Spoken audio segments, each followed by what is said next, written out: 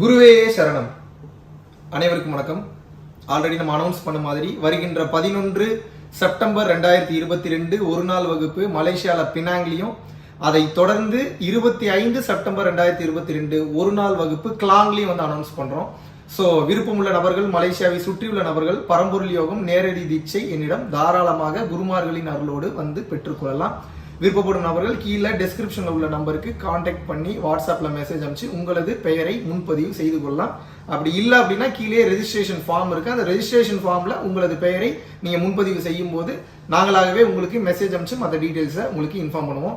சிறப்பு. அதை தொடர்ந்து இன்னைக்கு நம்ம எந்த டாபிக் பத்தி பார்க்க போறோம் அப்படின்னா, ஆசிரியர்கள் தினம் செப்டம்பர் 5 டீச்சர்ஸ் டே அப்படின்னு வந்து சொல்றாங்க. இது கொஞ்சம் ஓப்பனா தான் பேசணும்னு நினைக்கிறேன், மறைச்சு வச்சு பேசுறதுக்கு எதுவுமே கிடையாது. உண்மையாகவே ஆசிரியர்கள் அவர்களுடைய குவாலிட்டிஸ் என்ன, ஆசிரியர்கள்னா யாரு அப்படின்னா ஒரு விஷயத்தை நீங்க நல்லா புரிஞ்சுக்கணும். இது டீச்சர்ஸ் டேக்காக பேசக்கூடிய கண்டென்ட் மட்டும் கிடையாது. இது உங்களுக்கு தெளிவாக புரிந்து விட்டது என்றால் நீங்களே உங்கள் வாழ்வில் ஆசிரியர்களாக, அதாவது டீச்சரா மாறிவிடலாம். டீச்சர்னா ஒரு விஷயத்தை டீச் பண்றோம். எந்த விஷயத்தை யார் டீச் பண்ணாலும் இன்னொரு உயிர் நல்லா இருக்கணும்னு நினைச்சு நீங்க டீச் பண்ணீங்கன்னாவே நீங்கள் டீச்சர் தான். அதில் எந்த வித மாற்று கருத்தும் கிடையாது. அப்போ ஒரு நல்ல ஆசிரியருக்கான உயர்ந்த குணங்கள் என்ன? ஸ்கூல்ல, காலேஜ்ல, கிண்டர் கார்டன்ல இங்க வந்து டீச் பண்றவங்க தான் டீச்சர் கிடையாது. உற்று நோக்கினால் உலகமெங்கும் ஆசான்கள். நல்லா அந்த வார்த்தையை கவனிக்கணும். நல்லா கவனிச்சீங்கன்னா கான்சியஸ்னஸோட, மிகுந்த விழிப்புணர்வோட நீங்கள் கவனித்துக் கொண்டே வரும்போது பறக்கக்கூடிய பறவைகளாக இருக்கட்டும், நடக்கக்கூடிய விலங்குகளாக இருக்கட்டும், போகக்கூடிய கப்பலா இருக்கட்டும், போகக்கூடிய பஸ்ஸா இருக்கட்டும், உயிர் உள்ள பொருள், உயிரற்ற பொருள், உயிர் பொருள், ஜட பொருள் அனைத்தும் உங்களுக்கு பலவிதமான அறிவை உங்களுக்கு கொடுக்கும். ஞான கல்வியும் உங்களுக்கு கொடுக்கக்கூடிய வல்லமை நிச்சயமாக இந்த உலகத்தை நீங்கள் கவனித்துக் கொண்டே வரும்போது உங்களுக்கு உண்டு. ஓகே, சரி. இப்ப ஆசிரியர் அப்படின்னா யாரு அப்படின்னா, நீங்க நல்லா புரிஞ்சுக்கணும். நீ என்கிட்ட படிக்கிற, நான் உனக்கு ஒரு விஷயத்த சொல்லி கொடுத்துட்டேன், அதனால நீ கடைசி வரைக்கும் என் கண்ட்ரோல்ல தான் இருக்கணும் சொல்பவர் ஆசிரியர் அல்ல.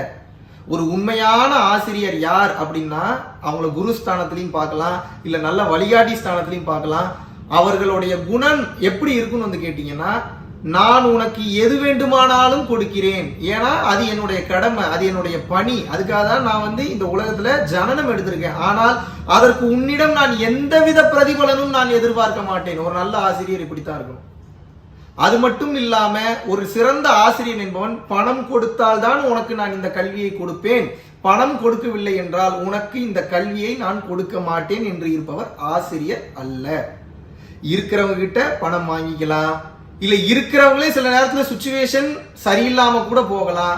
அவர்களையும் நாம் பெரும் கருணை கொண்டு, பெரும் தயவு கொண்டு, ஒரு சில பேர்லாம் நல்ல பாலிஷ்டான கார்ல வருவாங்க, நல்லா வசதியா இருக்கிற மாதிரி இருக்கும். ஆனா அது எல்லாமே வெளி தோற்றம் தான். உள்ளுக்குள்ள அவங்க எவ்வளவு சஃபர் ஆகுறாங்க, எவ்வளவு கஷ்டப்படுறாங்கன்றது இறைவனுக்கும் அவங்களுக்கு மட்டும்தான் தெரியும். சமுதாயத்துல அந்தஸ்துக்காக, ஒரு சில பில்டப்புக்காக வேற வழி இல்லாம அவங்க அப்படி ஒரு வெளி தோற்றத்தை காட்ட வேண்டியதா இருக்கும். மாயை தான் இருந்தாலும் கூட அது அவங்களோட சேஃப்டி மெஷர்ஸா இருக்கலாம், என்ன ஒரு நல்ல விதமான காரணமா வேணாலும் இருக்கலாம். அதனால அந்த சூழ்நிலை அறிந்து அவங்களுக்கு நாம் கல்வியையோ அல்லது ஞானத்தையோ அல்லது நம்ம கிட்ட இருக்கக்கூடிய விஷயத்தையோ எந்தவித எதிர்பார்ப்பும் இல்லாமல் கொடுப்பவர் தான் ஒரு சிறந்த ஆசிரியர் அல்லது ஆசான். வேற என்ன ஒரு நல்ல ஆசிரியரோட குணம் அப்படின்னு வந்து கேட்டீங்கன்னா, தனக்கு ஒரு விஷயம் தெரியவில்லை என்று இருக்கும்போது அதை ஒரு சக மாணவனோ அல்லது வந்து பாத்தீங்கன்னா ஒரு சின்ன வயசுல இருக்கக்கூடிய ஒரு சின்ன குழந்தை சொல்லுதுன்னா கூட, நான் ஒரு ஆசிரியன் அப்படின்ற ஒரு திமிர்ல இல்லாம, எனக்கு நீ சொல்லி தெரியா அப்படின்ற அந்த அகங்காரத்துல இல்லாம, எல்லோரிடமும் இருப்பது அதே ஆன்மாதான் என்று உணர்ந்து அந்த ஆன்மாவிடம் இருந்து வரக்கூடிய அந்த கண்டென்ட்டை எந்தவித திமிர்த்தனமும் இல்லாம அப்படியே ரிசீவ் பண்ணிக்கக்கூடிய கெப்பாசிட்டியில அந்த பக்குவத்துல யார் இருக்காங்களோ அவர்தான் மிக சிறந்த ஆசிரியர் அல்லது ஆசான். அது மட்டுமல்ல, இதை கடந்த நிலையில ஒரு விஷயத்தை நீங்க கிளியரா புரிஞ்சுக்கணும். ஒரு மிக சிறந்த ஆசிரியர் என்பவன் தான் வாழ்க்கை வாழும் போதே தான் என்ன சொல்லி கொடுக்கிறானோ அது போன்று அவனும் வாழ்ந்து காட்டுவான். சும்மா ஊருக்கு உபதேசம் பண்ணிட்டு இப்படி இருக்கக்கூடாது, அப்படி இருக்கக்கூடாது. ஒருத்தர் மேடை ஏறினாராம், ஜீவகாருண்ய ஒழுக்கத்தோட இருங்க, இது பண்ணா இப்படி இருக்கும், ஒரு உயிரை கொள்வது நியாயமா, தர்மமா, அந்த கோழிக்கு எவ்வளவு வலிக்கும், அந்த ஆட்டுக்கு எவ்வளவு வலிக்கும், கொஞ்சம் கூட யோசிக்க மாட்டீங்க. 1.5 மணி நேரம் ஸ்பீச் கேட்டா பறக்குது கிளாப். கீழே இறங்கி வந்தோடனே அடுத்த வாரத்தை செம்மையா பசிக்க ஒரு சிக்கன் பிரியாணி ஆர்டர் பண்ண. இவரெல்லாம் ஆசிரியர்.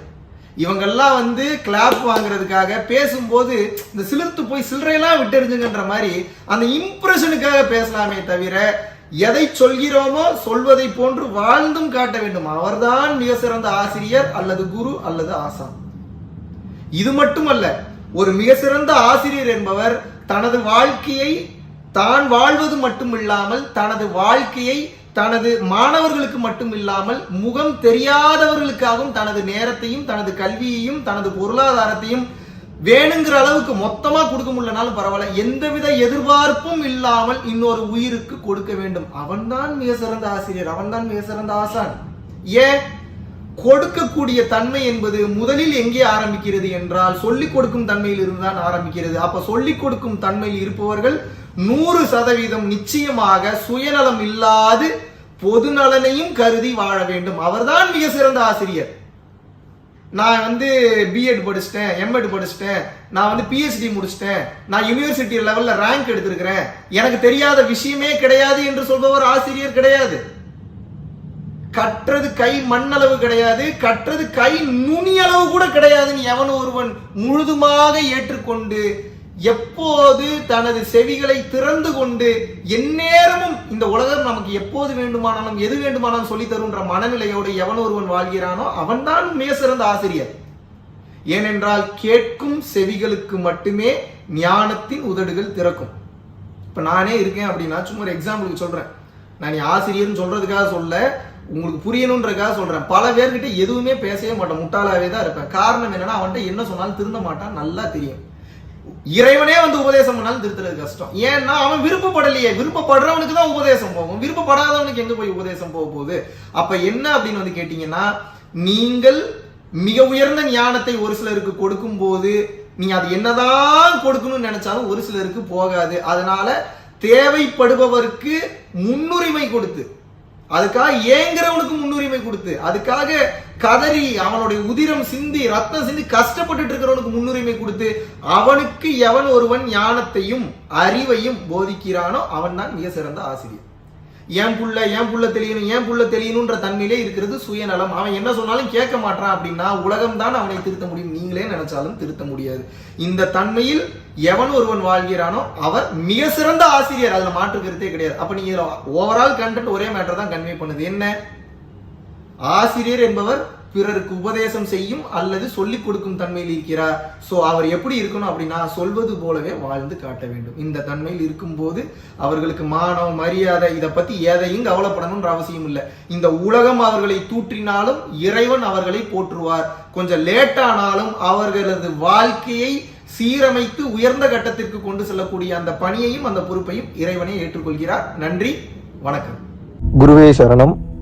முன்னரே வந்து இந்த விஷயத்த அறிமுகப்படுத்தி இருந்தோம், அனௌன்ஸ் பண்ணியிருந்தோம். பட் இருந்தாலும் கூட நிறைய மெயில்ஸ் வந்து கண்டினியூவாக வந்து பரம்பொருள் ஃபவுண்டேஷனுக்கு வருது. அது என்னன்னா, இந்த மாதிரி பரம்பொருள் ஃபவுண்டேஷனில் அப்லோட் பண்ணக்கூடிய வீடியோஸை நாங்கள் எங்கள் சேனல்ஸில் போடலாமா, ஏன்னா நிறைய இன்ஃபர்மேட்டிவாக இருக்குது, நிறைய பேருக்கு வந்து யூஸ்ஃபுல்லாக இருக்கும், ஸோ எங்கள் சேனல்ஸில் போடலாமான்னு சொல்லிட்டு இதுக்கு முன்னாடி இப்போ நாங்கள் முன்னாடியே அனௌன்ஸ் பண்ணது தான். பரம்பொருள் ஃபவுண்டேஷனுக்கு வந்து பார்த்தீங்கன்னா நம்ம என்ன லைசன்ஸ் கொடுத்துருக்கோம்னா, ஸ்டாண்டர்ட் யூடியூப் லைசன்ஸ்னு ஒன்று இருக்குது, கிரியேட்டிவ் காமன்ஸ்னு இருக்குது. ஸ்டாண்டர்ட் யூடியூப் லைசன்ஸ் நம்ம கொடுத்துருந்தா தான் கிளைம் அப்படின்றதே வந்து பண்ணுவாங்க. பட் கிரியேட்டிவ் காமன்றது யார் வேண்டுமானாலும் யூஸ் பண்ணிக்கலாம். ஸோ இதுக்கு நம்ம எந்த வித கிளைமும் பண்ண மாட்டோம், உங்ககிட்ட எந்த விதமான எதிர்பார்ப்பும் கிடையாது. இந்த உண்மையான ஞானம் மற்றவருக்கு போய் சேர வேண்டும் என்று நீங்கள் நினைத்தீர்கள் என்றால் தாராளமாக உங்களது சேனலில் நம்மளோட வீடியோஸை கட் பண்ணி போடலாம். நன்றி.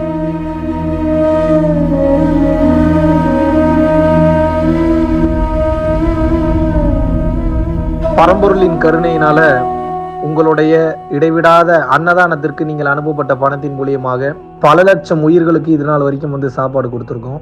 ஸோ கொரோனால இருந்து ஆரம்பிச்சு ஒரு நாள் கூட விடாம பல உயிர்களுக்கு வஸ்திர தானங்களாக இருக்கட்டும், படிக்க முடியாதவங்களுக்கு கல்வித்தொகை கட்ட முடிய விஷயங்களாக இருக்கட்டும், இல்லை ஸ்போர்ட்ஸ் ரீதியாக விளையாடக்கூடிய நல்ல மாணவர்களை அனுப்பி வைக்கக்கூடிய விஷயங்களாக இருக்கட்டும், அதை தொடர்ந்து வந்து பார்த்தீங்கன்னா ரெகுலராக மந்த்லி பேசிஸில் ஏழை குழந்தைகளுக்கு க்ரோசரிஸ் கொடுக்கறதாக இருக்கட்டும், இல்லை அவங்களுக்கு வந்து பார்த்தீங்கன்னா சேம் அவங்க விருப்பப்படுறவங்களுக்கு வீட்டு துணிமணிகள், வீட்டுக்கு தேவைப்படக்கூடிய மற்ற பொருட்கள் வாங்கி கொடுக்கறதாக இருக்கட்டும், எல்லா உதவிகளும் வந்து பார்த்தீங்கன்னா உங்களோட உதவினால தான் போயிட்டு இருக்கு.